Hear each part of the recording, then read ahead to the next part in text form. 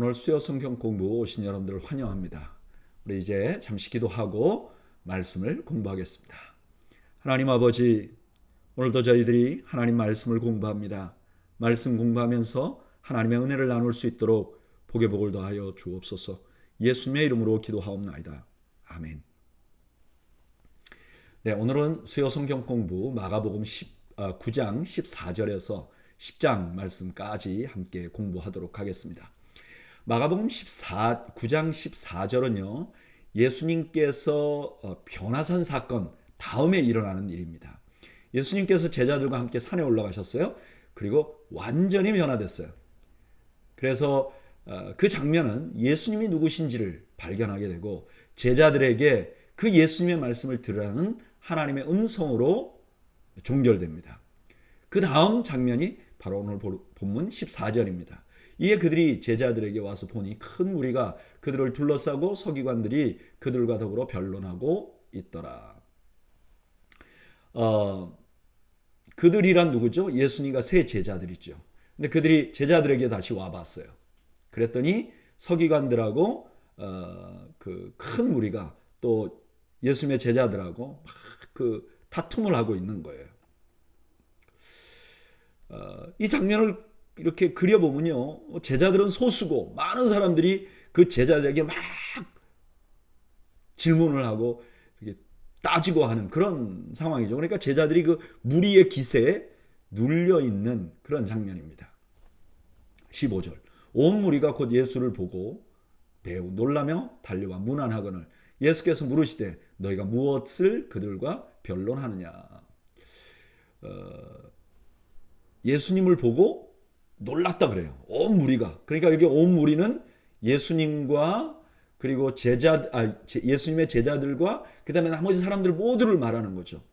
어떤 분들은 아마 변화산에서 예수님의 얼굴 광채가 났던 게 계속 나서 놀랐다. 이런 말을 하는 분들도 있지만 그냥 예수님 이때 예수님이 어디 멀리 가신 줄 알았는데 탁 나타나니까 놀란 거죠. 예수님께서 물어봐요. 이제 지금 너희들이 무슨 변론을 하고 있는가? 17절. 무리 중 하나가 대답하되 예수님 말 못하게 귀신 들린 내 아들을 선생님께 데려왔나이다. 귀신이 어디서든지 그를 잡으면 거꾸러져 거품을 흘리며 이를 갈며 그리고 파리해지는지라. 내가 선생님의 제자들에게 내쫓아달라 하였으나 그들이 능히 하지 못하더이다. 마태복음이 이 말을 하는 사람이 아버지라고 먼저 분명하게 말하죠. 여기도 이제 내 아들을 이렇게 말하는 거 보면 아버지가 하는 말은 맞는데 마태복음은 이거 더 분명하게 말합니다. 어떤 분의 아이가 귀신 들렸어요. 근데 이 귀신 들린 아이가 거꾸러지고 거품 흘리고 이를 갈고 파리해집니다. 귀신은요, 이 아이가 가진 하나님의 존귀한 형상을 파괴하고 있는 거예요. 그래서 제자들에게 데리고 왔어요. 제자들 보고 좀 고쳐달라고. 근데 제자들이 쫓아내지 못합니다. 19절. 대답하여 이르시되 믿음이 없는 세대여 내가 얼마나 너희와 함께 있으며 얼마나 너희에게 참으리요.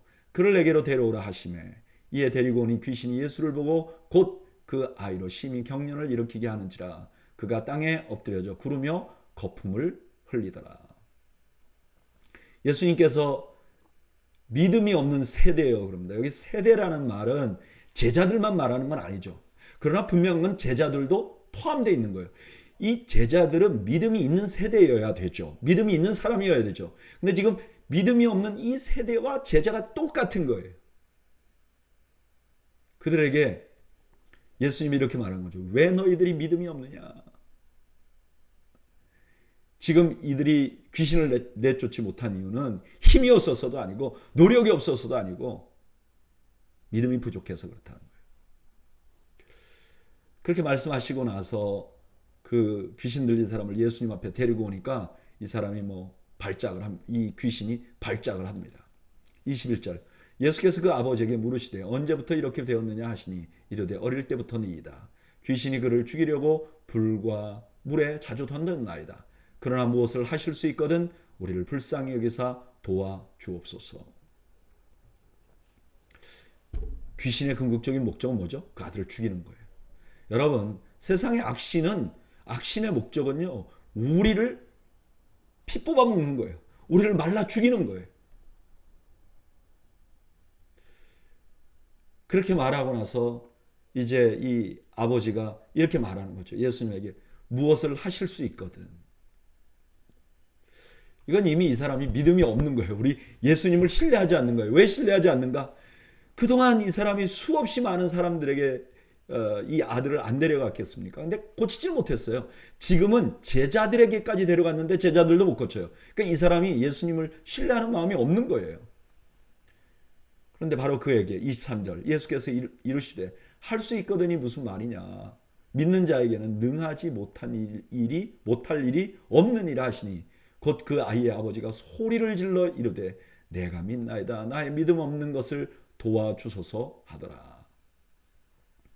여기 믿는 자가 모든 일을 할 수 있다. 믿는 자에게 능하지 못한 일이 없다 하는 말은 믿음을 가진 자는 모든 일을 할 수 있다는 뜻이 아니죠. 이거는 주님께서 어떤 일이든지 하실 수 있다는 것을 내가 믿는다, 신뢰한다 그런 뜻이죠. 이 말을 들은 이 아버지가 나의 믿음 없는 걸 도와주셨어요 이렇게 말해요. 여기서 우리는 믿음의 실체를 봅니다. 여러분 믿음은 내 안에서 있는 확신이 아닙니다. 믿음은 내 밖에 있는 하나님을 신뢰하는 것입니다. 당연히 믿음은 그래서 우리 안에서 만들어지는 게 아닙니다. 내가 마음을 막 굳게 갖고 아니면 뭐 어디 가서 산에서 기도하면 믿음이 내 마음속에서 막 자라나고 생성되는 게 아닙니다. 믿음은 하나님께서 주셔야 되는 겁니다. 선물입니다.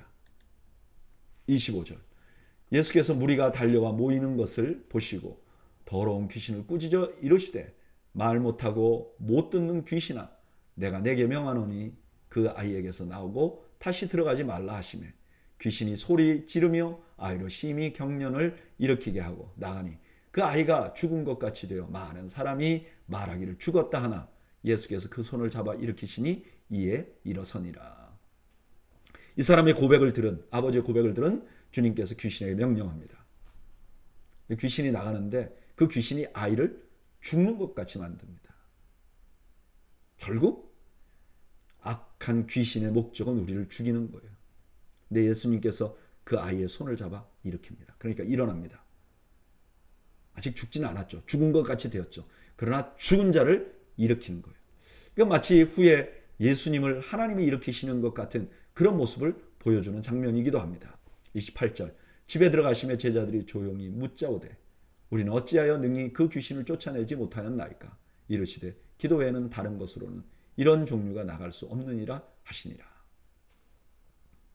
제자들이 왜 물어봤을까요? 제자들이 사실 원래 예수님에게 귀신 쫓는 권위를 받았잖아요. 전도대로 나갈 때.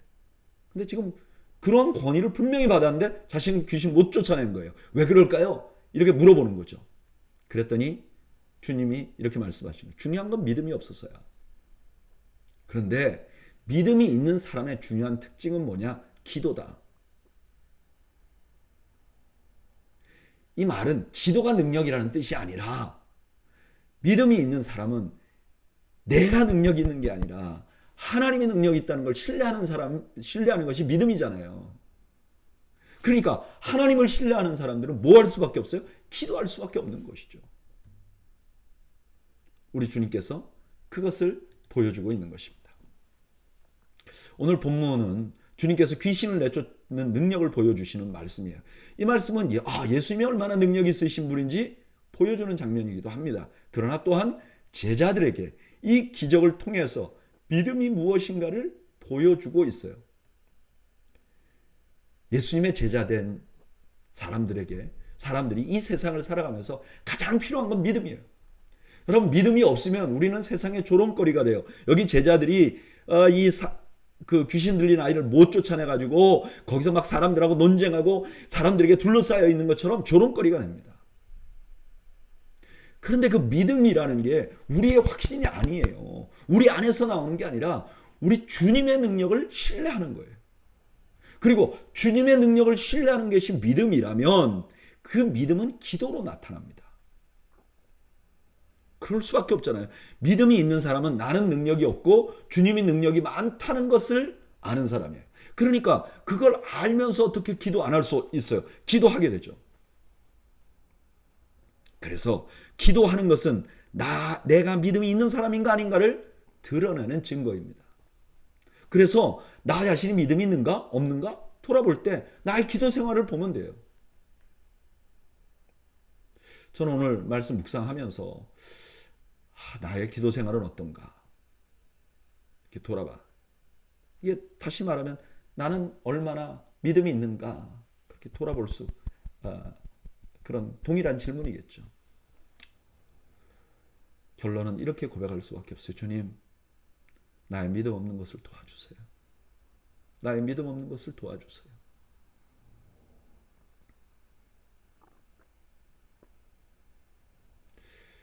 저는 오늘 수요 성경 공부 오신 여러분들이 믿음이 있는 분들이 되시기를 축복합니다.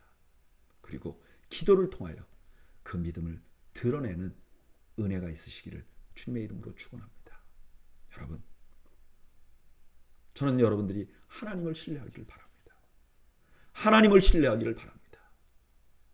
그리고 여러분들에게 닥치는 어떤 장애물도 기도함으로 하나님의 능력을 경험하는 은혜가 있기를 주님의 이름으로 축원합니다.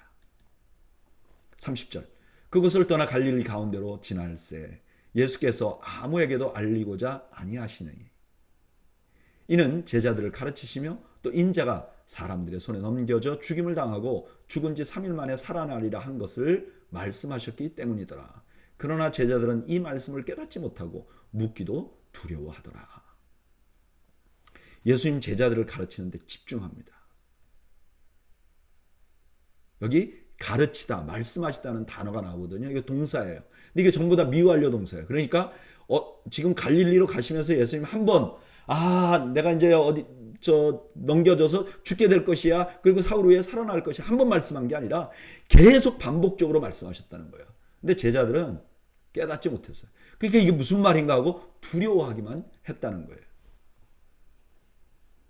자, 이런 상황에 예수님이 자신이 십자가에 달려 죽으시겠다고 말씀하시는 이런 상황에 제자들은 뭘 자꾸 토론해요. 그래서 33절 가버나움에 이르러 집에 계실새 제자들에게 물으시되 너희가 길에서 서로 토론한 것이 무엇이냐 하시되 그들이 잠잠하니 이는 길에서 서로 누가 크냐고 쟁론하였습니다. 정말 한심하죠. 지금 제자들이 주님의 말씀을 전혀 이해하지 못하고 있다는 걸 보여줘요. 지금 이런 상황에 누가 큰지에 관해서 서로 논쟁, 싸웠다는 거예요. 죽으시려는 주님과, 그러니까 점점 내려가서 죽으시겠다는, 낮아져서 죽으시겠다는 주님과 어떻게든지 높아지려고 하는 제자들이 지금 대조가 되고 있는 거죠. 이렇게 못 알아들으니까 35절 예수께서 앉으사 12제자를 불러 이르시되 누구든지 첫째가 되고자 하면 뭇사람의 끝이 되며 뭇사람을 섬기는 자가 되어야 하리라 하시고, 제자들에게 너무 답답하니까 주님이 가르치심을 주신 거예요. 그게 뭐죠? 첫째가 되고자 하면, 여기 첫째라는 말은 프로토스라는 헬라어인데 이거는 통치자나 귀족이나 고위 제사장들을 의미하는 거예요. 그냥 줄 서 있는데 첫 번째 줄 섰다 이런 게 아니라 첫째가 된다는 것은 높은 사람이 된다, 권력자가 되고 싶다 이런 뜻이에요. 그런데 끝이 되어야 된다. 끝은요, 직함이 없는 사람들, 종 같은 사람들, 신분이 미약한 사람들을 의미하죠. 그리고 여기 섬긴다는 건 종을 의미하는 거예요. 지금 주님께서 자신은 십자가의 길을 가실 거기 때문에 제자들에게 그런 방법으로 따라와야 된다고 말하는 거예요. 그것은 세상과 정반대로 가는 길이죠. 그리고 나서 이렇게 말해요. 36절 어린아이 하나를 데려다가 그들 가운데 세우시고 안으시며 제자들에게 이르시되 누구든지 내 이름으로 이런 어린아이 하나를 영접하면 곧 나를 영접하며 누구든지 나를 영접하면 나를 영접함이 아니요 나를 보내신 이를 영접함이니라. 예수님이 갑자기 어린아이를 데리고 와요. 근데 이 어린아이가 라는 말이 아람어가 이제 그 히브리어가 좀 변형되어 있는 예수님 당시에 평민 유대인들이 쓰던 말이거든요. 많이 쓰던 말. 근데 이 아람어로는 어린아이와 종이 같은 단어예요. 그러니까 조금 아까 뭐라 그랬어요? 섬기는 자가 되어야 할 것이다. 종이 되어야 할 것이다 하고 말했잖아요. 그리고 그 다음에 어린 아이를 하나 데리고 옵니다. 그럼 이 어린 아이는 종이에요. 지금 낮은 자예요. 그리고 이렇게 말한 거죠. 이 어린 아이 하나를 영접하면 이렇게 예수님이 안으시고, 이건 무슨 뜻이죠? 주님이 그 어린 아이를 안듯이 제자들이 그런 아이를 영접하라는 거예요. 그러면 그게 주님을 영접하는 것이고, 그 주님을 영접하는 것은 하나님을 영접하는 것이라는 거예요. 다시 말하면 어린아이 하나를 존중하고 받아들이면 그게 하나님을 받아들이는 것과 똑같다는 거예요. 오늘 본문에서는 주님은 자신이 십자가에 죽으실 것을 반복적으로 가르치세요. 근데 제자들은 그냥 높아지려고만 합니다. 근데 이렇게 높아지는 것을 사모하면요, 반드시 주님을 배척해요. 왜냐하면 주님은 내려가니까, 반대니까, 아니면 주님을 모른 척할 거예요. 바로 그런 아직 준비 안 된 제자들에게 낮아진 사람을 영접하라고 말합니다. 이것은 단순히 낮은 자를 영접하라는 의미도 있어요. 지금 세상에 종 같은 사람을 잘 영접하라 이런 의미도 있어요. 그러나 여기 낮아지는 사람의 그 실체가 누구죠? 바로 예수님이잖아요. 그러니까 제자들이 십자가에 죽으시는 예수님을 부끄러워하지 말고 받아들이라는 의미도 있는 것이죠. 십자가의 원리를 부끄러워하지 말고 받아들이라는 의미도 있는 것이죠. 그래서 사도 바울은 십자가를 어떻게 보느냐가 우리의 신분을 증명하는 것이라고 말해요. 고린도전서 1장 23절 24절. 우리는 십자가에 못 박힌 그리스도를 전하니 유대인에게는 꺼리끼는 것이요 이방인에게는 미련한 것이로되 오직 부르심을 받은 자들에게는 유대인이나 헬라인이나 그리스도는 하나님의 능력이요 하나님의 지혜다. 아멘. 십자가가 어떻게 보느냐에 따라서 당신이 하나님의 사람이고 아니면 세상 사람인지 드러낸다는 거예요. 그리고 그 관점이 우리의 미래를 결정한다는 거예요. 마가복음 8장 38절. 누구든지 이 음란하고 죄 많은 세대에서 나와 내 말을 부끄러워하면, 예수님, 그리고 예수님의 말씀 부끄러워한다는 거 뭐죠? 예수님, 십자가에 죽으실 예수님을 부끄러워하면 주님이 다시 오실 때 너 부끄러워할 거야. 결국 우리는 십자가, 예수님을 어떻게 보느냐가 나 자신의 정체성과 나의 미래를 결정한다는 거예요. 오늘 수요 성경 공부 오신 여러분들은 어떻습니까? 여러분들은 십자가가 어떻게 보이세요? 예수님처럼 하는 게 괜찮아 보이세요? 올바른 길 같아 보이세요? 그러면 여러분들이 크리스찬입니다. 그런데 내가 예수님을 믿는다고 하고 교회는 열심히 다니는데 십자가 같이 살아가는 게 좀 시원찮아 보이면 아직도 나는 모르는 거예요. 지금 여기 제자들하고 똑같은 것입니다. 저는 오늘 수요 성경 나오신 여러분들이 십자가가 존귀하게 보이는 은혜가 있기를 바랍니다. 십자가를 따라가고 싶은 열망이 있는 여러분들이 되시기를 주님의 이름으로 축원합니다. 다음 38절. 요한이 예수께 여짜오되 선생님, 우리를 따르지 않는 어떤 자가 주의 이름으로 귀신을 내쫓는 것을 우리가 보고 우리를 따르지 아니함으로 금하였나이다. 이 장면은 민수기 11장에 보면 이제 사람들이 모여가지고 성령이 임해가지고 막 예언을 합니다. 근데 오라 그랬는데 모임에 안 참석한 엘닷이라는 사람하고 메닷이라는 사람이 있어요. 근데 이 사람들이 자기 텐트에서, 여기 집회에 오라 그랬는데 안 오고 자기 텐트에서 막 예언을 해요. 그러니까 어떤 사람이 모세에게 가서 이 두 사람이 예언을 합니다. 이거 큰일 났습니다. 그랬더니 여호수아는 모세 선생님이 이거 단장에 중단시켜야 됩니다. 근데 모세가 이렇게 말합니다. 여호와께서 그의 영을 그의 모든 백성에게 주사 다 선지자가 되게 하시기를 원하노라. 지금 유사한 사건이 벌어진 거예요. 어떤 사람들이 예수님 따르지 않는데 예수님의 이름으로 귀신을 내쫓은 거죠. 39절. 예수께서 이르시되 금하지 말라. 내 이름을 의탁하여 능한 일을 행하고 즉시로 나를 비방할 자가 없느니라. 우리를 반대하지 않는 자는 우리를 위하는 자니라. 모세와 마찬가지로 예수님도 그들을 용납하라 그래요. 좀 더 넓은 관점에서 공동체를 보라고 권하고 있는 것이죠. 그리고 41절 누구든지 너희가 그리스도에게 속한 자라 하여 물 한 그릇이라도 주면 내가 진실로 너희에게 이르노니 그가 결코 상을 잃지 않으리라. 또 누구든지 나를 믿는 이 작은 자들 중 하나라도 실족하게 하면 차라리 연자 맷돌이 그 목에 매여 바다에 던져지는 것이 나으니라. 이렇게 우리가 포용하는 자세를 가져야 하는 것은 하나님께서 그렇게 대하기 때문에 그래요. 우리를 선대하는 자들은 하나님도 그들을 선대해요. 반대로 우리가 너무 작은 자, 우리가 생각할 때 보잘것없는 사람을 실족해 하면 어떻게 되느냐? 수장형을 받을 만큼 무거운 죄가 된다는 거예요. 여기 작은 자는 제자들을 의미하는 거잖아요. 또한 낮아지신 주님을 의미하는 것이잖아요. 43절 만일 내 손이 너를 범죄하게 하거든 찍어버리라. 장애인으로 영생에 들어가는 것이 두 손을 가지고 지옥 곧 꺼지지 않는 불에 들어가는 것보다 나으니라. 44절 없음.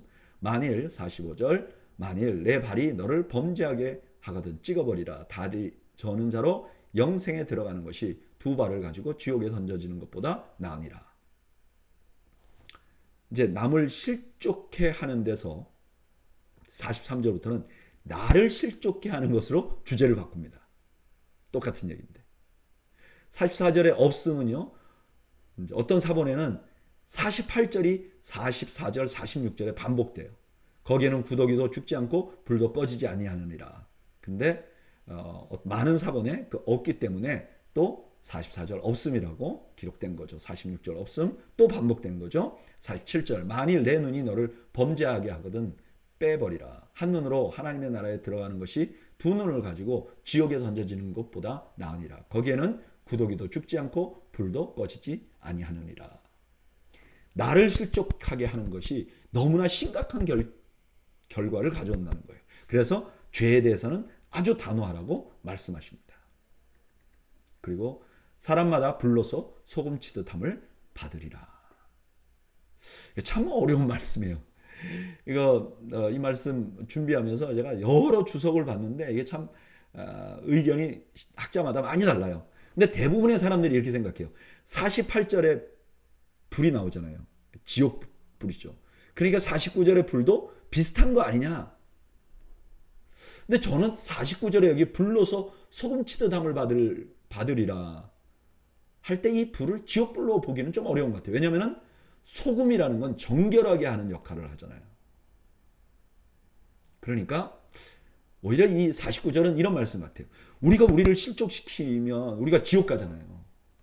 근데 땅에서 우리를 시련을 겪게 해서 우리를 정결하게 하면 그 시련이 우리를 정결하게 해서 우리가 지옥 가도록 우리 자신을 실족해 하는 그렇게 만들지 않을 수 있을 것이다. 이렇게 말씀하시는 것으로 이해되지 않을까. 그리고 50절 소금은 좋은 것이오되 마늘 소금이 그 맛을 잃으면 무엇으로 이를 짜게 하리요. 너희 속에 소금을 두고 서로 화목하라 하시니라. 그 조금 아까 썼던 소금을 다시 화목의 주제로 전환합니다. 50절은요. 38절로 돌아가서 답을 주는 거예요. 38절에 뭐죠? 공동체 안에서 서로 높아지려고 다투는 거 안 돼요.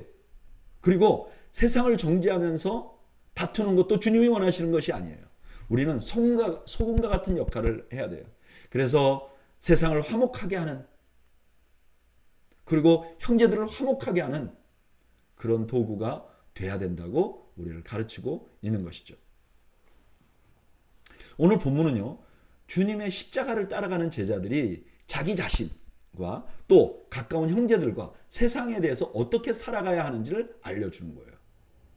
십자가를 따라간다는 건 어떤 것이냐? 그냥 무조건 고생만 하는 것이냐? 아니요.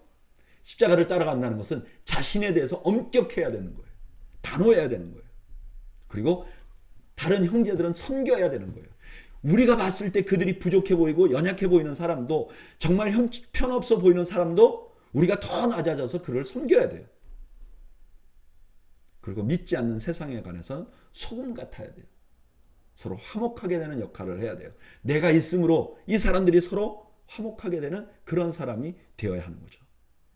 이 모든 것이 바로 십자가를 따라가면 실천할 수 있는 거죠. 그냥 하려고 하면 어렵지만 십자가를 따라가면 이런 게 되는 거예요. 저절로 되는 거예요. 십자가를 따라가면 자신에게 엄격할 수밖에 없어요. 여러분, 예수님께서 나의 죄를 위하여 죽으셨잖아요. 근데 어떻게 내가 죄를 져요?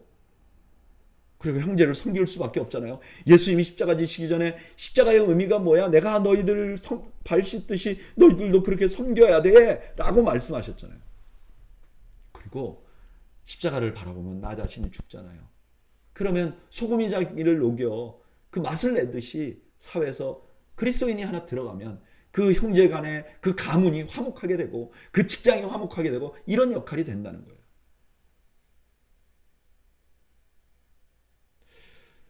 저는 이 말씀 묵상하면서 와, 그래.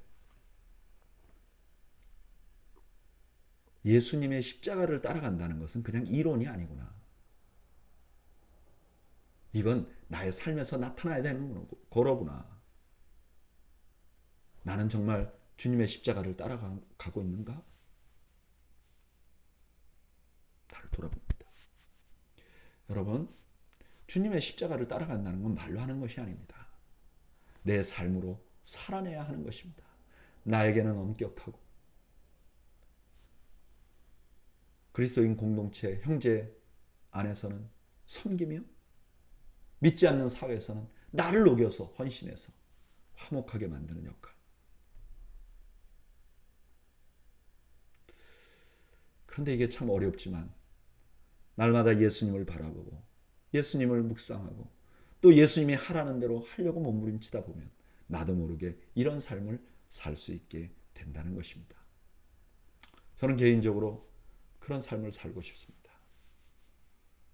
오늘 성경 공부 오신 여러분들도 바로 그런 은혜를 누리시기를 주님의 이름으로 축원합니다. 자, 10장. 이제 이렇게 말씀하시고 10장에서는요. 그러면 십자가를 따라가는 것은 구체적으로 어떻게 살아야 되느냐. 지금 9장까지는 총론 같은 걸 말했다면 이제 강론을 말하는 거예요. 1절. 예수께서 거기를 떠나 유대의 지경과 요단강 건너편으로 가시니 무리가 다시 모여들거늘 예수께서 다시 전례대로 가르치시더니. 계속해서 가르치셨다는 말씀이 나오죠. 2절. 바리새인들이 예수께 나와 그를 시험하여 묻되 사람이 아내를 버리는 것이 옳으니까 대답하여 이르시되 모세가 어떻게 너희에게 명하였느냐. 이르시되 모세는 이혼 증서를 써주어 버리기를 허락하셨나이다. 바리새인들이 예수님에게 이혼에 대한 질문을 해요. 이거 굉장히 민감한 질문이었어요. 왜요? 세례 요한이 헤롯 안티파스가 이혼을 했거든요. 그리고 자기 형의 와이프를 취했어요. 형제의 와이프를 취했어요. 그걸 세례 요한이 지적을 했죠. 그래서 결국 죽임을 당했잖아요. 근데 지금 예수님에게 동일한 질문을 하는 거예요. 근데 질문을 자세히 보세요.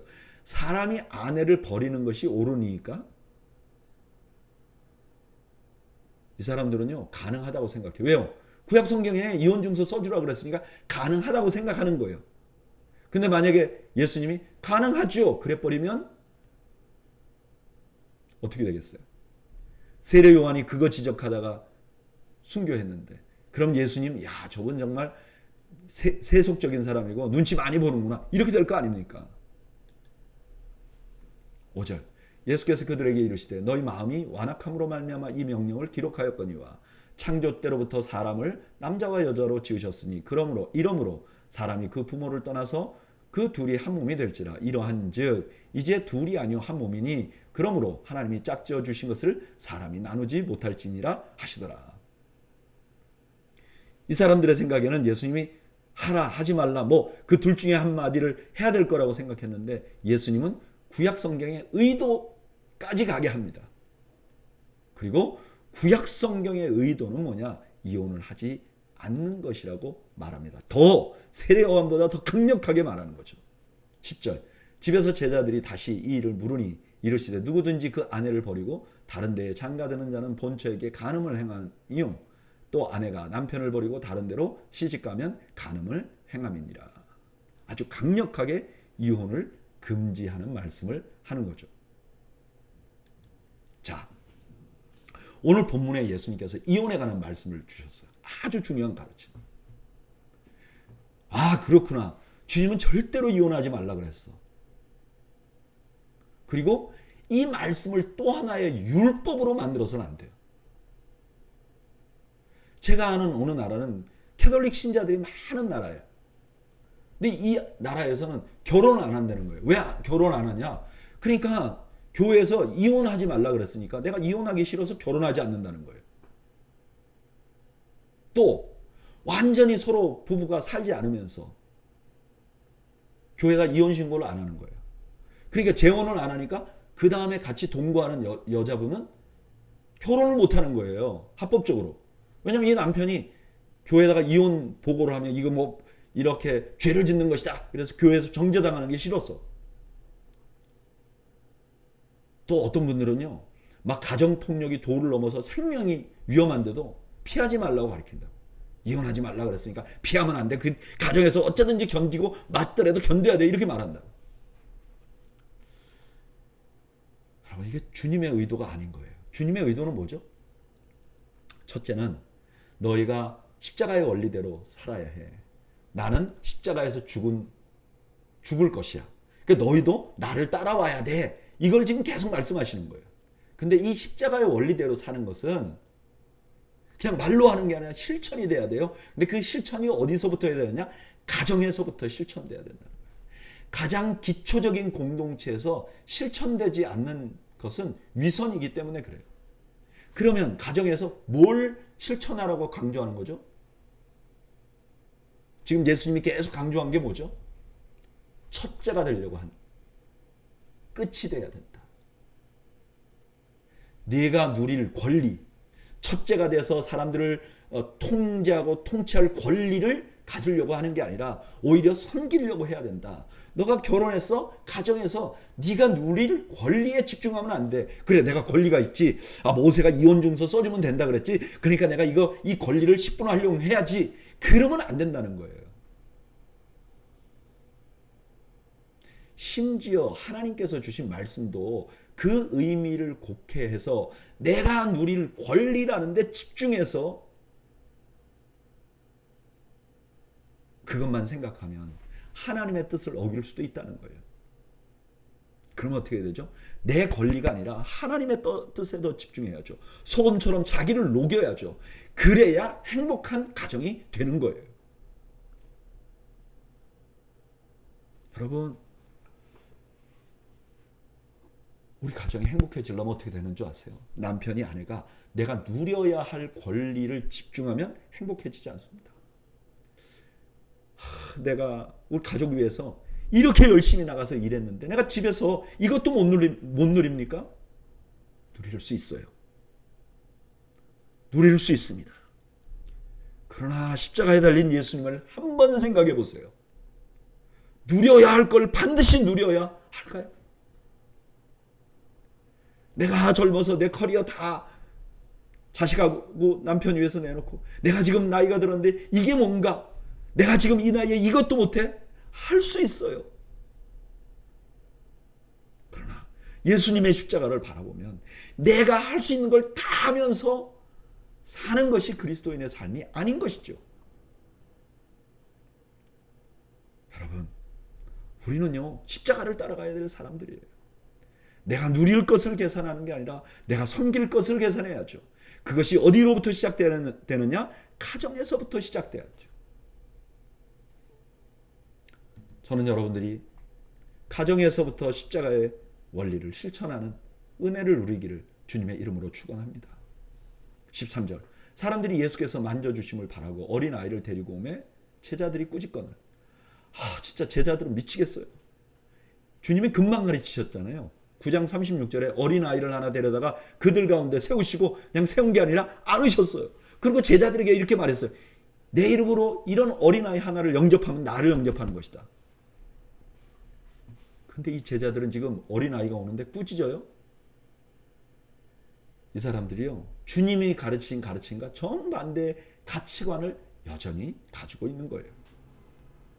14절, 예수께서 보시고 노하시어 이르시되 어린 아이들이 내게 오는 것을 용납하고 금하지 말라. 하나님의 나라가 이런 자의 것이니라. 노하신다는 말은요, 몹시 괴로워하고 슬퍼한다는 의미가 있어요. 이거 참 너무 어렵구나. 여기 어린아이는 낮은 자를 대표하는 말입니다. 하나님 나라는 이렇게 낮아진 사람들의 것이라는 거예요. 15절. 내가 진실로 너희에게 이르노니 누구든지 하나님의 나라를 어린 아이들과 같이 받들지 않는 자는 결단코 그곳에 들어가지 못하리라 하시고 그 어린아이를 들을 안고 그 위에 안수하시고 축복하시니라. 어린아이가 하나님 나라를 받드는 것 같이 받들지 않으면 우리가 천국에 들어가지 못한다는 거예요. 하나님의 나라는 낮아진 사람들에게 주어지는 것이라는 거예요. 낮아짐이 필수 조건이라는 거예요. 17절. 예수께서 길에 나가실새 한 사람이 달려와 꿇어 앉아 묻자오되 선한 선생님이여 내가 무엇을 하여야 영생을 얻으리이까. 예수께서 이르시되 내가 어찌하여 나를 선하다 일컫느냐. 하나님 한 분 외에는 선한 이가 없느니라. 여기 주님이 가시는 길은 뭐죠? 십자가에 죽으시러 가는 길을 가시잖아요. 근데 한 사람이 와서 꿇어 앉아요. 여러분 이거 보면 우와, 이 사람 겸손하네, 낮아지네. 조금 전에 우리가 봤잖아요. 이 사람 낮아진 사람이네. 이 사람 꼭 천국의 주인공 같으네. 근데 이 사람이 예수님에게 선한 선생님이라 그래요. 선하다는 건 하나님께만 쓸 수 있는 말이에요. 근데 선생은 사람에게 쓰는 말이에요. 그러니까 이 사람이 예수님에게 선한 하나님의 아들이시여 그러면 되는데 선한 선생님이요? 그럼 이 말이 모순이 되는 거예요. 그러니까 예수님이 이 말씀을 하신 거죠. 하나님 한 분 외에는 선한 이가 없느니라. 그 사람에게 이렇게 말해요. 19절. 내가 계명을 안 하니 살인하지 말라, 간음하지 말라, 도둑질하지 말라, 거짓 증언하지 말라, 속여 빼앗지 말라, 내 부모를 공경하라 하였느니라. 그가 여짜오되 선생님이여 이것은 내가 어려서부터 다 지켰나이다. 이 사람이 도덕적으로 우월감이 있는 거예요. 잘 보세요. 이 사람이 예수님 앞에 무릎을 꿇었어요. 겉모습은 분명히 무릎을 꿇었어요. 근데 이 사람 마음속에는 뭐가 있냐? 도덕적인 우월감이 있는 거예요. 여러분, 예수님이 말씀하시는 낮아짐, 겸손함, 섬김이 무엇인지를 지금 보여주는 거예요. 예수님이 말씀하시는 섬김은 겉모습으로 예의를 표하는 게 아니에요. 나 자신이 소망이 없다는 것을 아는 거예요. 우리 조심해야 돼요. 신앙생활 처음 하는 사람들은 그렇잖아요. 근데 신앙생활을 오랫동안 했거나 어릴 때부터 했거나 태어날 때부터 한 사람들은요. 이 청년처럼 도덕적인 우월감을 가지고 있어요.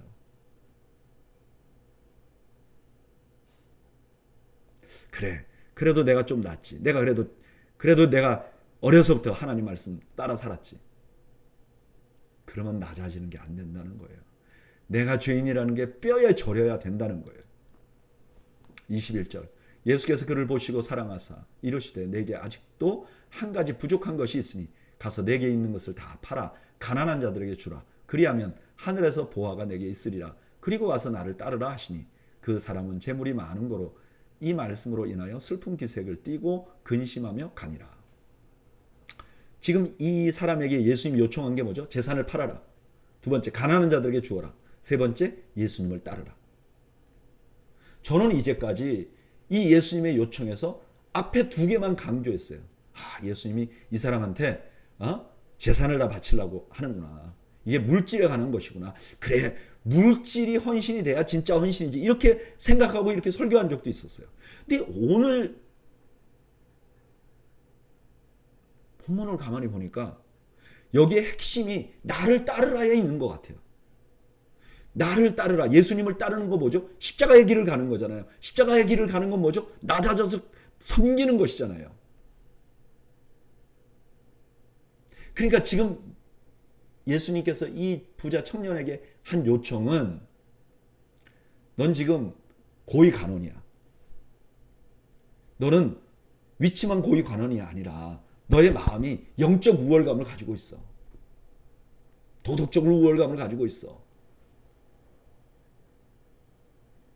그러지 말고 끝이 되어야 돼. 낮은 자가 되어야 돼. 나같이 되어야 돼. 라고 말하는 거죠.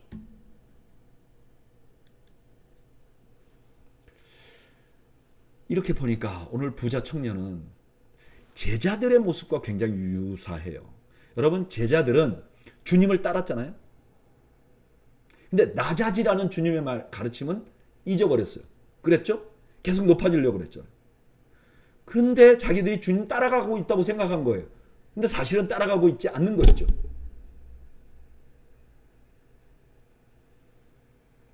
만약에 이 사람들이 주님의 가르침을 이해했다면 이 청년같이 돌아섰을 거예요. 몰라서 그냥 가는 거죠.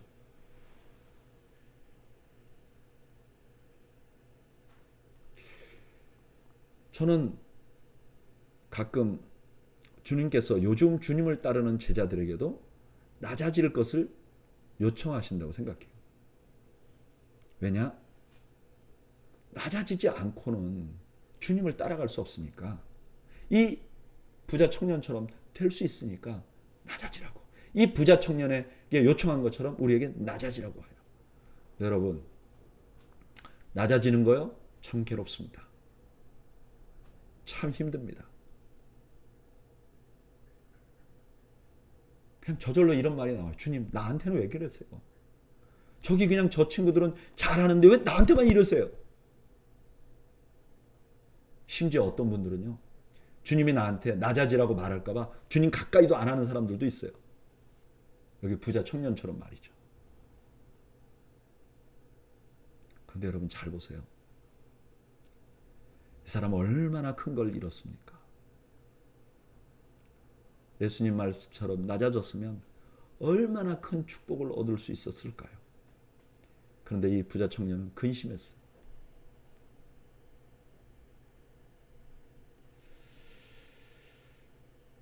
저는 이런 말씀 보면서 그런 기도가 나와요. 주님께서 낮아지라고 하면 낮아지겠습니다. 지금보다 더 낮아지라고 하면 낮아지겠습니다. 이렇게 저항하지 않고 반항하지 않고 순종하면 얼마나 좋을까.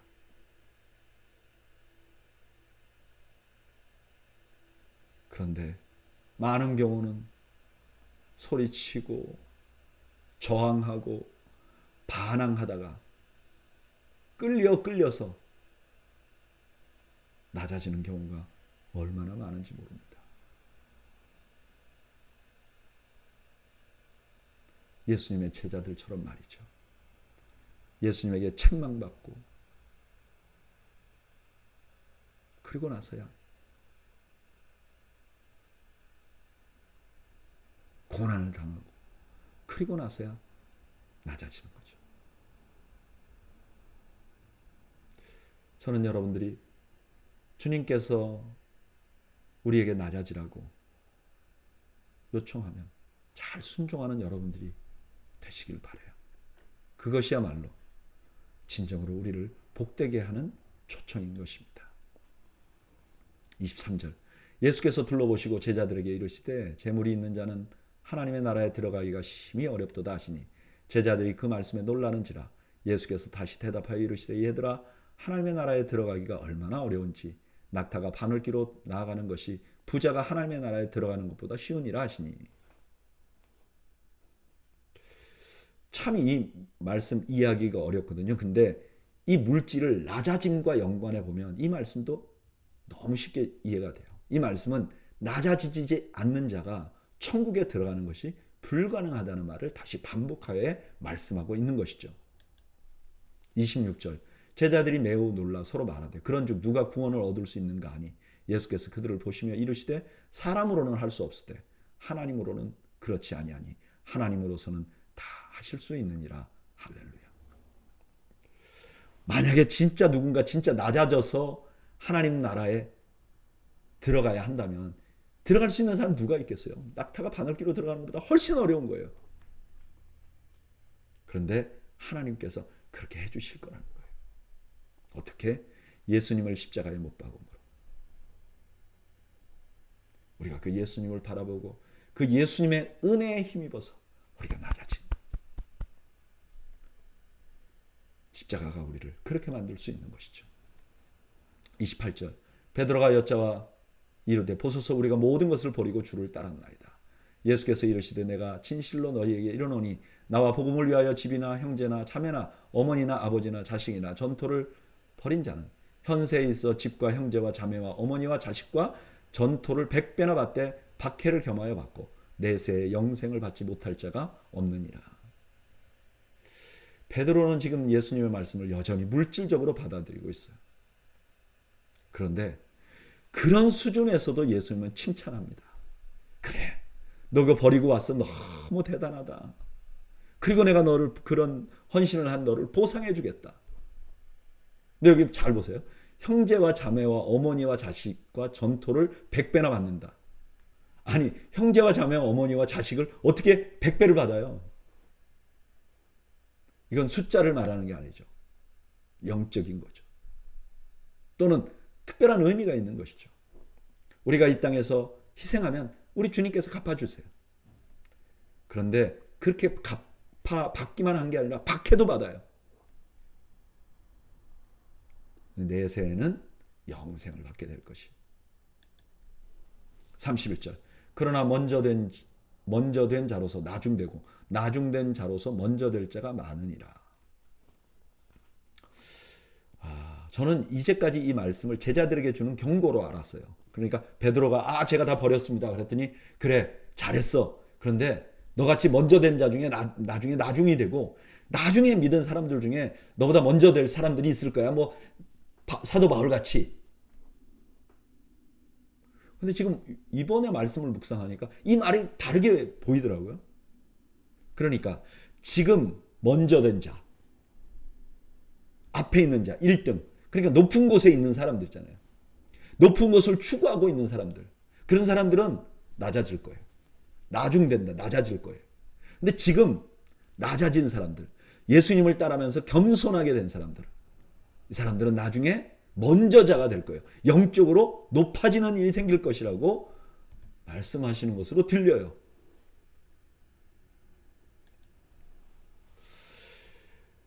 저는 이번에 말씀 묵상하면서 이 10장 말씀이 계속해서 낮아짐에 관한 말씀이라는 생각이 들어요.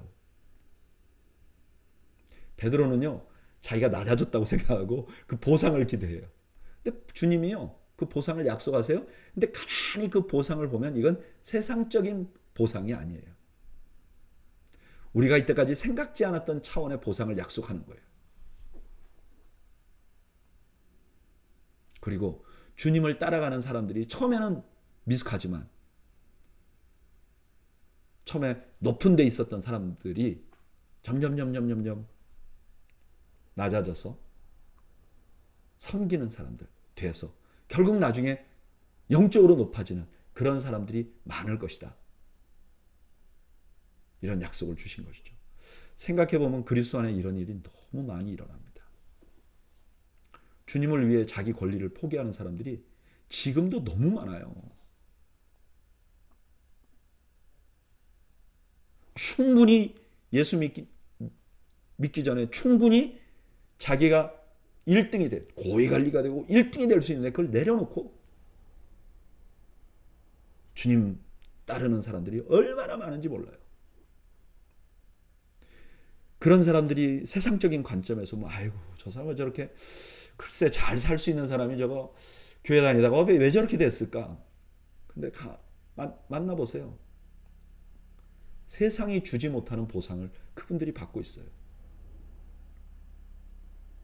제가 한국에서 그 조정민 목사님이라는 분 잠깐 뵙고 그분의 얘기를 잠깐 들었는데 이분이 그 MBC의 앵커로 기자로 그런 일을 하면서 정동영이라는 분하고 같은 동기래요.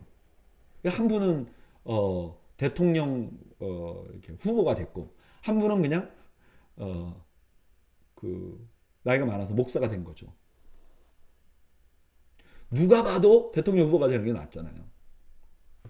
근데 그분이 이런 얘기를 하더라고요. 자기 친구들이 자기를 너무 부러워한대요. 그리고 자기는 지금 너무 감사하고 행복하다는 거예요. 나이 들어서 신학을 해서 목회를 지금 하고 계신데 너무나 감사하다는 거예요. 세상이 모르는 보상을 받게 돼 있어요. 우리 이렇게 기도합시다. 주님이 원하시면 나중되게 해주세요. 낮아지게 해주세요.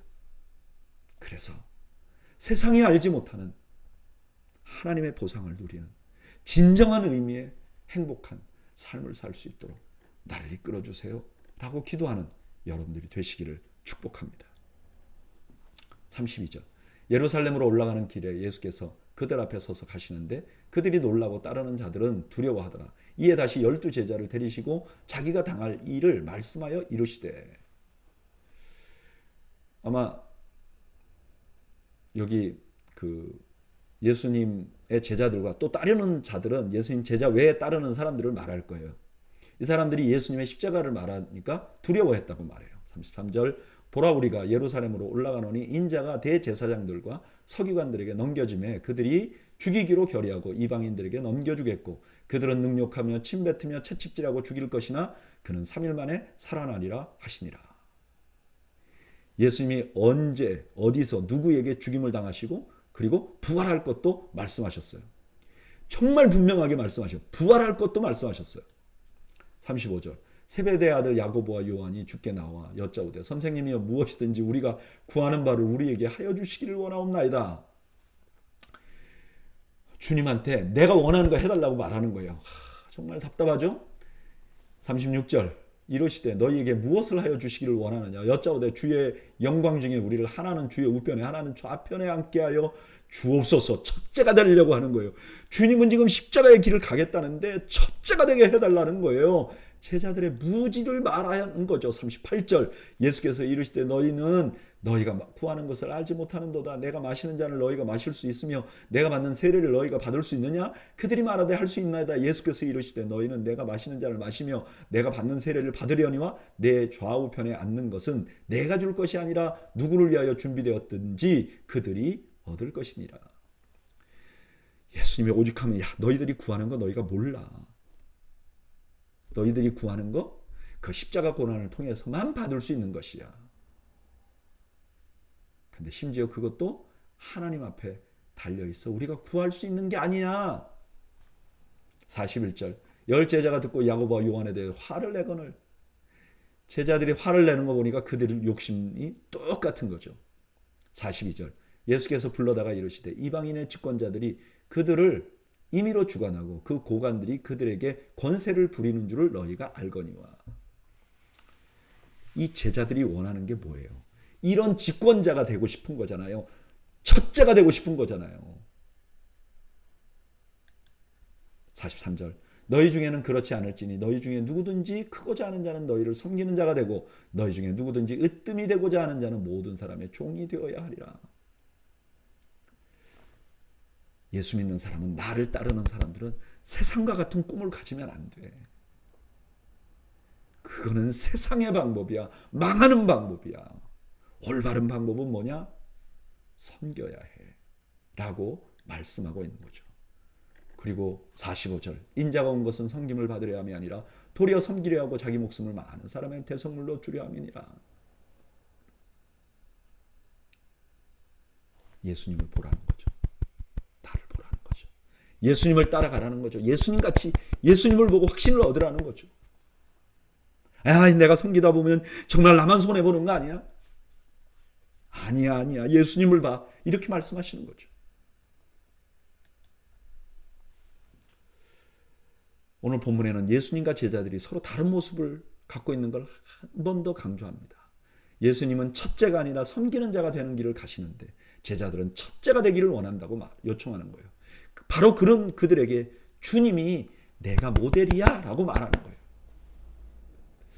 저는 이 말씀 묵상하면서 우리 주님 마음이 정말 얼마나 답답할까. 근데 안타까운 것은요. 그때 제자뿐 아니라 지금 주님을 따르는 사람들도 똑같이 답답한 분들이 많아요. 주님을 따르는데 교회를 다니는데 예수님이 모델이 아니에요. 그러면서 자기는 주님을 따른다고 생각해요. 여러분 우리가 따르고 있는 예수님은 어떤 분이세요? 십자가를 지신 분 아닙니까? 지극히 낮아져서 섬기신 분 아닙니까? 그런데 내가 신앙생활하면서 그분을 바라보지 않고 나는 지금 무엇을 꿈꾸고 있습니까? 저는 여러분들이 우리 주님만을 바라보는 주님의 종들이 되시기를 주님의 이름으로 축원합니다. 46절. 그들이 여리고에 이르렀더니 예수께서 제자들과 허다한 무리와 함께 여리고에서 나아가실 때 디메오의 아들인 맹인 거지 바디메오가 길가에 앉았다가, 예수님께서 고친 사람 중에 유일하게 이름 나온 사람이에요. 그래 아마 이 사람은 나중에 초대교회 유명한 사람이었을 거예요. 다 아는 사람이었을 거예요. 여러분, 지금 이 8장 22절에서 오늘 마가복음 10장까지의 제자들에 관한 말씀이고, 예수님의 십자가에 대한 말씀을 제자들에게 가르치는 말씀인데, 맹인을 치유한 일로 시작해서 맹인을 치유하는 모습으로 끝나요.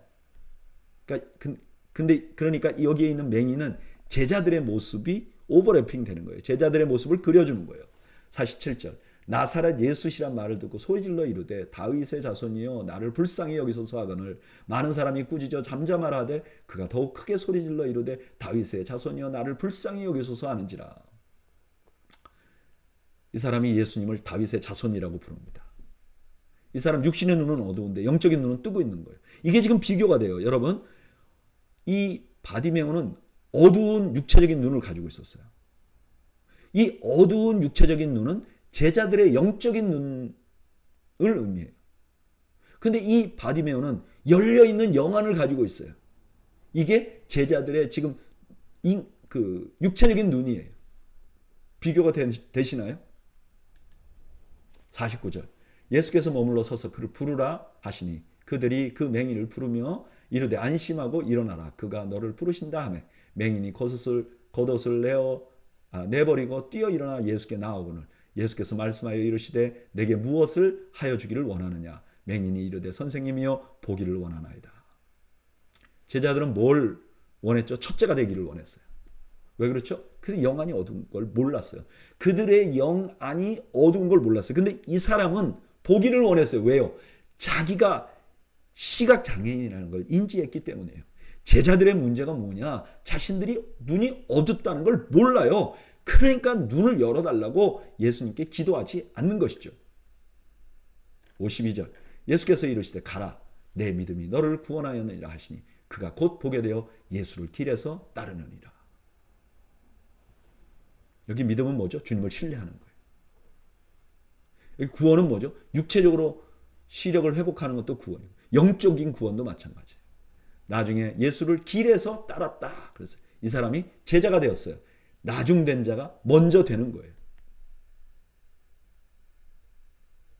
그리고 이 바디메오의 치유는 결국 제자들도 이들의 눈을 고쳐서 진짜 주님을 따르는 제자가 되기를 원하는 예수님의 마음이 드러나는 거죠. 오늘 본문은 소경 바디메오가 눈을 뜨는 장면입니다. 이 장면은 제자들이 영적인 눈을 떠야 진정한 주님의 제자가 된다는 걸 보여줍니다. 영적으로 눈을 뜬다는 건 뭐죠? 신비한 게 보이는 건가요? 아니요. 십자가에서 죽으실 주님, 그분이 죽으심으로 내가 구원을 얻었다는 걸 보는 거죠. 그리고 그 길을 따라가는 것이죠. 이런 의미에서 오늘 수요 성경 공부 나오신 여러분들 영안이 열려 있습니까? 저는 이 말씀 묵상하면서 나는 어떤가, 내 영안은 어떤가 돌아봅니다. 사실 저는 십자가의 말씀을 알아요.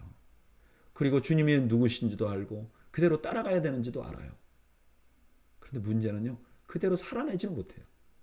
내 지성의 눈은 열려 있어요. 그러나 내 삶의 눈은 열려 있지 못하는 상황이에요. 그래서 이 말씀을 준비하면서 이렇게 기도합니다. 주님, 내 지성의 눈뿐만 아니라 내 삶의 눈을 열어주십시오. 그래서 내 삶이 예수님 따라가는 삶이 되고 섬기는 제자가 되는 삶이 될 수 있도록, 낮아지는 제자가 되는 삶이 될 수 있도록 주님 나를 도와주십시오 라고 기도하게 됩니다. 오늘 수요 성경 공부 오신 여러분, 바디메오가 눈을 뜨듯이 여러분들의 영적인 눈이 띄어지는 기적이 일어나기를 바랍니다.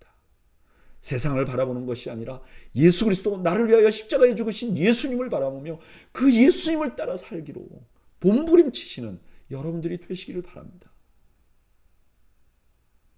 그래서 바디메오가 진정한 예수님의 제자가 되듯이 저와 여러분들도 주님을 따라가는 제자가 되어 주님께 칭찬받는 우리 모두가 되기를 주님의 이름으로 축원합니다.